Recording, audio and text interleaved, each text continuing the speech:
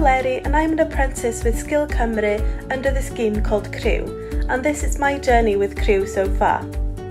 I have a background in art and design as I studied it in college, and I then went on to study at University for the Creative Arts doing film production and absolutely fell in love with the process of creating and anything visual.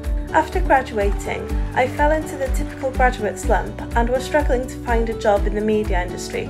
As I aimlessly scrolled through social media, I saw that Skill Cymryd were offering the apprenticeship scheme Trwy, which was the perfect timing and something that I had never considered before. I then applied and got through to the interviewing process, which was very simple, and I got to meet who would be my future mentors and other apprentices. To my surprise, I was chosen for Trwy and was absolutely elated, as this was the perfect opportunity to further learn and work on something I'm passionate about.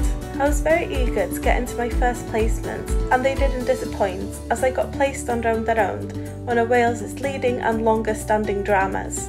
As I had previously mentioned my interest in the art department, I then got to assist the whole department, where I got to dress sets, got to stand by on props, prepare boxes for each character, and then create my own props along the way also.